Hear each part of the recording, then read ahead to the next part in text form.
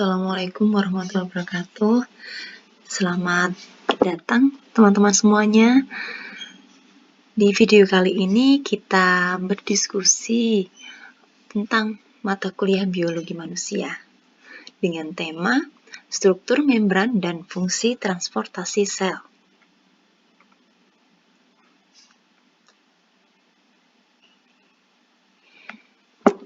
Di tema sebelumnya kita telah membahas tentang struktur sel. Dan kita tahu sel itu ada dua jenis berdasarkan nukleusnya, yaitu ada sel prokaryotik yang tidak memiliki membran inti sel, dan ada sel yang disebut dengan eukaryotik, yaitu sel yang memiliki membran inti sel, sehingga batas antara nukleus dan bagian luar di bagian dalam selnya itu terlihat jelas batasannya, yaitu kalau nukleus itu memiliki karakteristik di dalamnya terdapat materi genetik, yaitu DNA, RNA. Dan kalau di dalam sel, di dalamnya terdapat berbagai macam organel sel, yaitu ada ribosom, ada sitoplasma, kemudian ada mitokondria, ada vakuola, retikulum endoplasma, dan banyak lagi organel sel yang memang sangat penting untuk aktivitas sel tersebut. Nah, di sini kita beranjak ke materi tentang membran sel, yaitu suatu organel sel yang memiliki beberapa fungsi. Salah satunya yaitu melindungi sel. Kemudian di antara fungsi lainnya dari membran sel ini, atau yang kita bisa menyebutnya membran plasma, adalah sebagai alat transportasi sel, yaitu menghubungkan antara bagian di dalam sel dengan lingkungan luar sel tersebut. Selain itu, membran sel ini merupakan tempat beberapa aktivitas di dalam sel, yaitu dia mencukupi kebutuhan ion-ion atau sebagai bagian yang menseleksi ion-ion yang dapat masuk maupun yang keluar dari sel tersebut. Nah, berikut adalah struktur membran sel. Struktur membran sel yang ada pada sel hewan. Nah, di sini terdapat beberapa bagian. Nanti kita akan pelajari apa saja yang menjadi bagian-bagian penting untuk menyusun membran sel. Ya. Nah, membran sel sendiri atau yang disebut dengan membran plasma merupakan bagian yang sangat penting untuk mengontrol sehingga dapat menolong sel tersebut untuk mengizinkan senyawa atau ion-ion yang masuk maupun ion-ion yang akan keluar dari sel. Nah, berikut membran plasma yang terdiri dari beberapa bagian, yaitu dia terdapat dua lapisan ya. Nah, ini yang seperti digambarkan, ini terdapat, kalau kita perbesar, ada bagian yang seperti ada kepalanya, dan ini bagian bawahnya kita sebut dengan ekor. Jadi kepala polar dan ekor yang bersifat non-polar. Nah, berarti bagian kepala itu bersifat kurang menyukai air atau tidak mengikat air sifatnya. Dan bagian bawahnya dia bersifat hidrofilik atau menyukai air. Nah, bagian inilah yang disebut dengan fosfolipid. Bagian atasnya yaitu dari fosfat, dan bagian bawah ekornya tersusun atas lipid atau lemak. Membran plasma yang tersusun dari fosfolipid itu merupakan pintu masuk air ini akan masuk dari air yang berasal dari lingkungan luar. Iya. Ya. Jika kita berbesar seperti ini,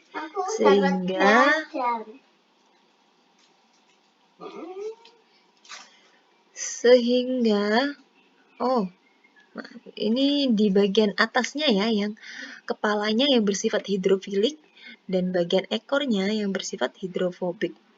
Di kepalanya bersifat menyukai air dan di bagian kepalanya kurang menyukai air. Dia mengikat air ya, maksudnya hidrofilik. Nah, kemudian hidrofobik yang bagian ekornya dia tidak menyukai air. Jika diperbesar, ikatan antara bagian kepala polar dan bagian non-polarnya, ekornya seperti ini ya. Ini yang disebut dengan lipid bilayer, yaitu 2 lapisan lipid.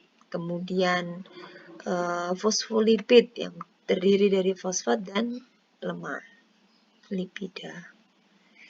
Selanjutnya, ini ada sebetulnya kalau kita mempelajari tentang membran sel, ada beberapa ilmuwan yang mengusulkan model dari membran. Nah, ini yang pertama, usulan dari Gorter dan Grendel. Nah, itu mengusulkan bahwa model membran sel itu yaitu lipid bilayer, terdiri dari 2 lapisan. Nah, kalau selanjutnya ini ada usulan dari Singer, yaitu model dari membran sel itu fluid mosaic. Yaitu terdapat beberapa komponen-komponen yang terlihat seperti mozaik, jadi tercampur ya, secara acak gitu ya.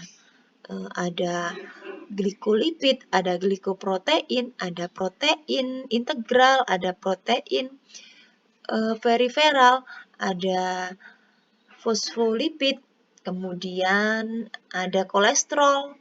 Nah, ini yang tercampur secara acak yang disebut dengan mozaik. Kemudian ada juga usulan dari Davidson.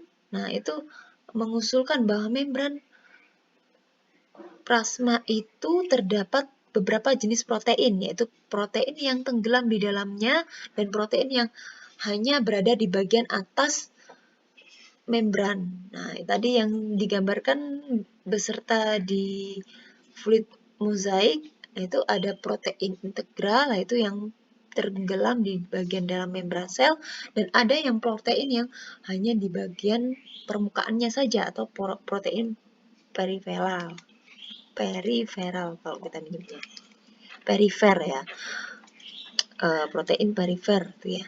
Kemudian kita lanjut ke fosfolipid bilayer. Nah, masing-masing fosfolipid ini terdiri dari kepala dan 2 ekor. Ini kurang T ya, 2 tails. Kemudian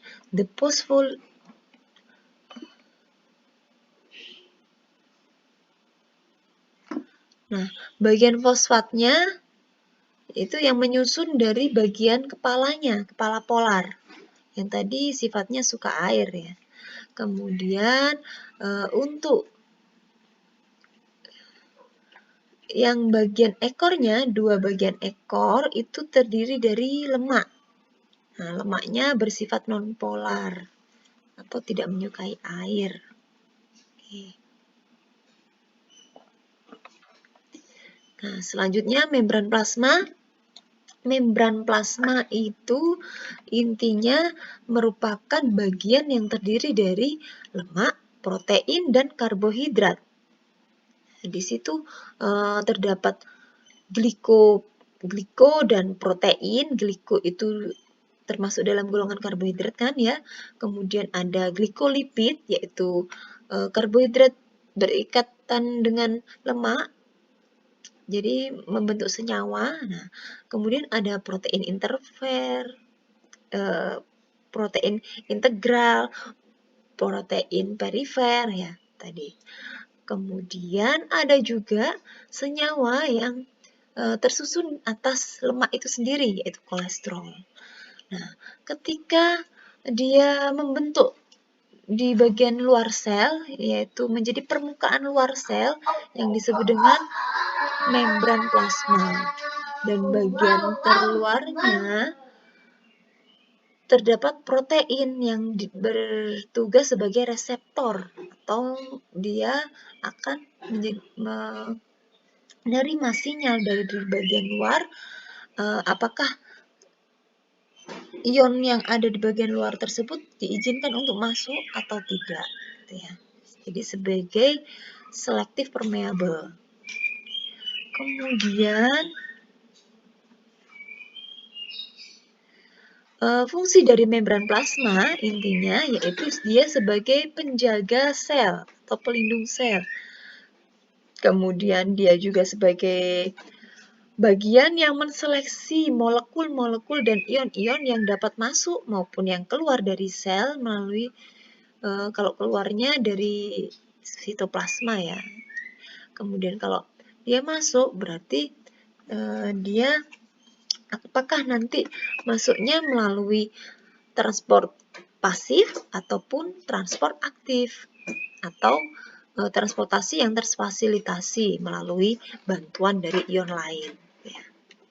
Nah, untuk yang terakhir sebagai penseleksi ion-ion yang akan masuk dan akan keluar dari sel. Kemudian di bagian membran sel ini terdapat berbagai macam rantai pendek dari gula yang disebut dengan glikoprotein, glikolipid, dan lainnya yang juga berikatan dengan protein dan juga lemak. Ya. Kemudian dia dari karbohidrat itu akan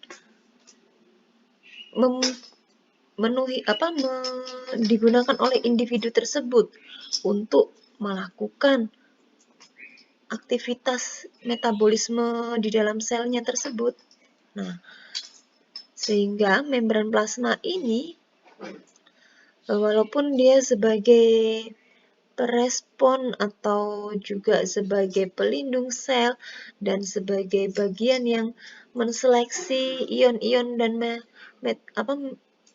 molekul yang akan masuk ke dalam sel, dia juga bisa sebagai pembawa ion yang dapat masuk atau memfasilitasi ion tersebut agar dapat masuk ataupun keluar dari sel. Nah, di sini kita lanjut ke transportasi sel. Transport sel. Nah, transport sel itu dibedakan menjadi dua macam. Ada transport pasif, ada juga transport aktif. Nah, nanti terjadinya transportasi sel itu memunculkan sifat-sifat sel ini. Ya. Ada yang akhirnya sel itu bersifat isotonik, ada yang malah menjadi hipotonik, ataupun dia akan menjadi hipertonik. Ya. Nah, transport membran atau transport sel. Nah, di sini adanya perpindahan ion atau molekul yang harus dibuang dari sel ataupun dia dibutuhkan oleh sel untuk masuk ke dalam sel agar memenuhi kebutuhan sel tersebut dalam melakukan aktivitasnya. Ya.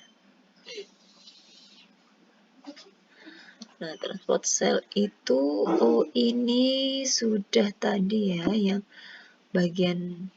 Jadi transport sel itu tujuannya untuk melakukan pertukaran beberapa ion yang dibutuhkan oleh sel, antara lain seperti oksigen, karbon dioksida, kemudian air H2O gitu ya. Misalnya seperti itu. Ataupun ada juga ion yang secara transport aktif seperti kalium, natrium, kemudian ada klorid ya. Selanjutnya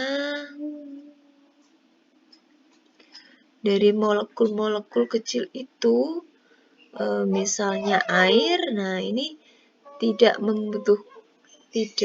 berikatan, tidak dapat larut dalam lemak. Tetapi molekul ini masih dibutuhkan oleh sel tersebut, sehingga akan selalu terjadi pertukaran dari lingkungan luar dan di dalam sel, ya khususnya untuk air. Karena di sebagian besar sel itu terdiri dari cairan, sehingga membutuhkan air pasti ya. Dan molekul yang lainnya yang masih dibutuhkan untuk terjadinya pertukaran dan terjadinya keluar ataupun masuk ke dalam sel, nah ini seperti oksigen tadi ya, kemudian kalium, natrium, sulfur. Nah, khususnya untuk terjadinya simpul saraf neurotransmitter ya. Nah, ini kan pasti butuh ion-ion yang bermuatan listrik, yang positif maupun yang negatif. Nah, itu juga keluar masuknya yang melalui transport aktif akhirnya. Nah, selanjutnya kita ke transport pasif dulu, yaitu difusi. Difusi adanya pertukaran molekul maupun ion-ion dari luar sel ke dalam sel maupun dari dalam sel ke luar sel melalui gradien konsentrasi, perbedaan konsentrasi molekul tersebut. Yaitu kalau difusi ini perpindahan dari gradien konsentrasi tinggi ke konsentrasi rendah. Contohnya seperti masuknya oksigen ke dalam sel darah merah dan ditukar oleh karbon dioksida yang nantinya akan berikatan dengan sel-sel pernafasan dan dikeluarkan melalui organ pernafasan ya.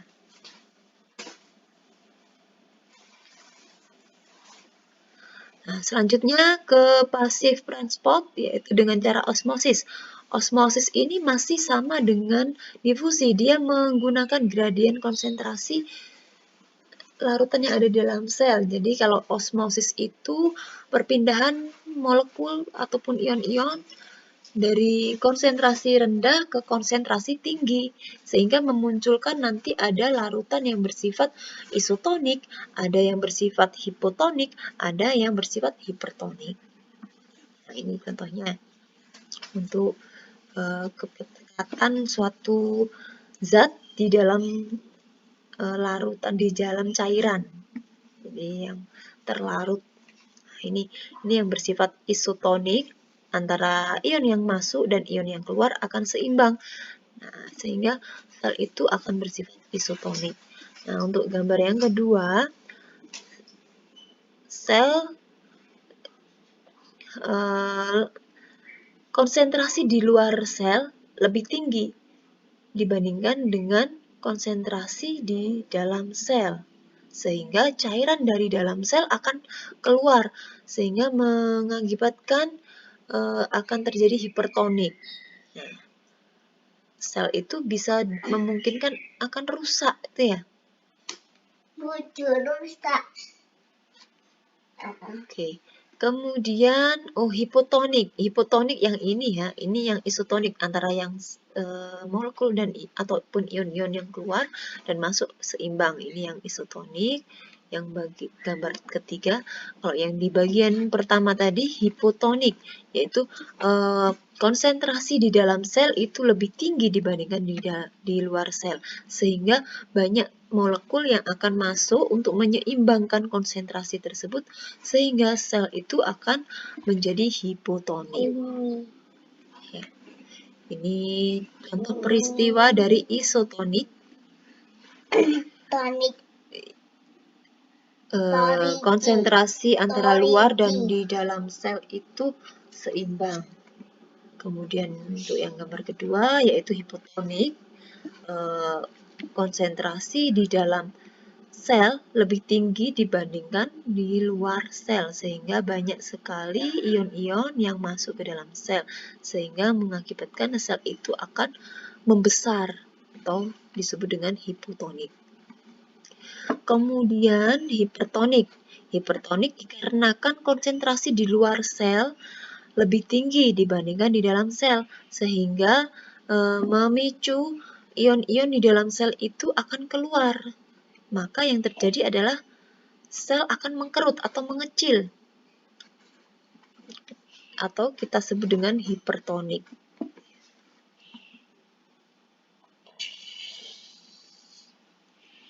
Nah, selanjutnya adalah transport dengan pembawa atau transport yang terfasilitasi. Nah, ini untuk masuknya molekul-molekul ataupun ion-ion melalui bantuan dari protein, melalui dari molekul yang lain. Misalnya ini yang terjadi pada asam amino ataupun juga bisa terjadi pada glukosa.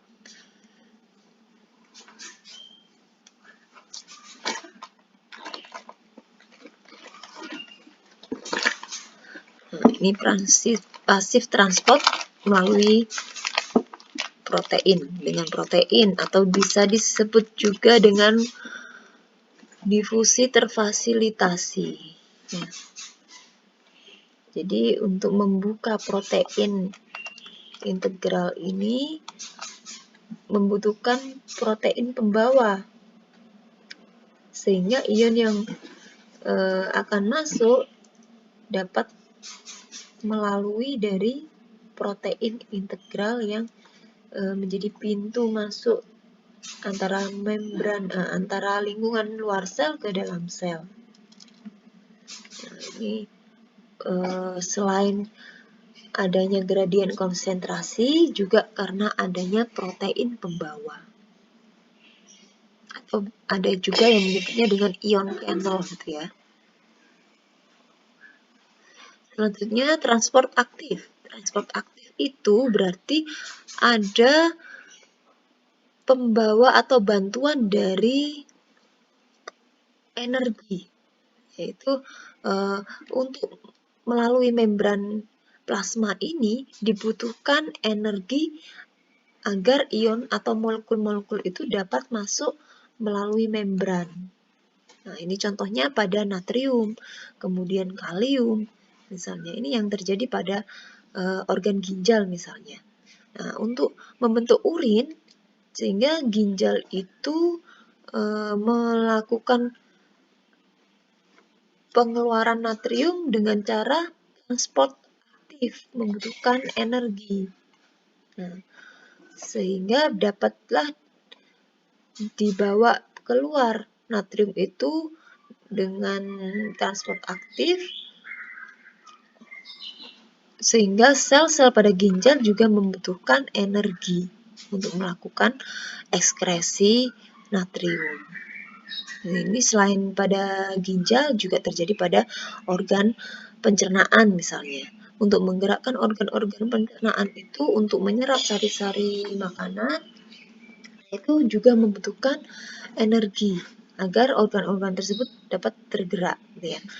Selanjutnya untuk transport aktif ini juga terdapat jenis endositosis dan eksositosis. Nah, endositosis berarti terjadinya masuk ke dalam sel. Jadi molekulnya masuk ke dalam sel, dan eksositosis berarti molekulnya keluar dari dalam sel. Nah, untuk terjadinya ini bedanya kalau tadi membutuhkan energi, nah, di endositosis dan eksositosis ini selain membutuhkan energi, ada terbentuknya vesikula atau cekungan yang sehingga molekul itu dapat masuk maupun dapat keluar dari sel. Nah, ini contohnya yang terbentuk pada aparatus Golgi, badan Golgi, yang harusnya dia membantu sel untuk mengeluarkan sisa-sisa ekskresi, sisa-sisa metabolisme dari sel melalui membran plasma, sehingga sebelum dikeluarkan itu terbentuk dulu yang dinamakan vesikula yang dilakukan oleh badan Golgi, sehingga dapat terjadi sekresi. Nah, contoh lainnya misalnya kalau pada organ, ini pada peristiwa insulin, yaitu sekresi insulin itu juga terjadinya secara transport aktif, yaitu dengan endositosis dan eksositosis. Kemudian juga berlaku untuk molekul-molekul lain. Nah, dari endositosis dan eksositosis ini juga dibedakan berdasarkan jenis molekulnya. Nah, jika molekulnya berbentuk padat, disebutnya peristiwa itu secara fagositosis. Nah, jika molekulnya bersifat cair, seperti hormon, kemudian enzim, nah ini disebutnya yaitu pinositosis. Nah, kalau yang berbentuk padat yang fagositosis itu contohnya seperti pada patogen, bakteri, virus. Nah, itu terjadinya pengeluarannya secara fagositosis. Nah, ini contohnya yang terjadi pada protozoa. Ini bagian yang melakukan endositosis, dia menangkap makanan, kemudian dicerna makanan tersebut, kemudian dari pencernaan itu akan menghasilkan sisa-sisa metabolisme yang di dalam vesikula ini nantinya akan dibuang. Nah, pembuangannya disebut eksositosis. Nah, ini termasuk jenis fagositosis ya. Nah, ini perbedaan dari transport pada sel berdasarkan bagian yang keluar, kemudian kebutuhan, termasuk dari transport pasif itu dibedakannya karena adanya gradien konsentrasi. Nah, nanti kalau yang transport aktif berarti dia membutuhkan energi dalam terjadinya pertukaran molekul. Kemudian dari jenis molekul ataupun ion-ion yang terjadi pada transportasi sel tersebut. Oke, mungkin itu untuk materi tentang membran plasma dan struktur membran plasma. Nah, ini jadi membran sel atau membran plasma itu yang terdapat pada sel manusia sama dengan sel hewan. Jadi untuk strukturnya dari membran selnya ini terdiri dari lipid, protein, dan karbohidrat. Karbohidratnya tadi ada glikogen yang berikatan dengan protein, ada glikoprotein, kemudian yang berikatan dengan lemak atau lipid disebut dengan glikolipid. Kemudian ada proteinnya, protein integral, protein perifer. Kemudian untuk lipidanya ada yang berkaitan dengan senyawa lain, ada juga yang berbentuk lipid sendiri atau disebut dengan kolesterol. Nah, untuk sistem transportnya atau transportasi selnya dibedakan menjadi transport pasif dan transport aktif. Dan transport pasif ini ada difusi, ada osmosis, ada difusi terfasilitasi. Kemudian untuk transport aktifnya ada transport aktif, kemudian ada juga endositosis dan eksositosis. Dan endositosis serta eksositosis ini juga bisa dibedakan berdasarkan jenis molekul ataupun ion yang masuk ataupun keluar dari sel, yaitu disebut dengan fagositosis dan pinositosis. Fagositosis untuk molekul yang padat, kemudian pinositosis untuk molekul yang cair. Sekian untuk materi hari ini. Terima kasih atas perhatiannya. Mungkin nanti ada yang mau bertanya, silakan kita ke platform yang lain ya. Kita akhiri. Wassalamualaikum warahmatullahi wabarakatuh.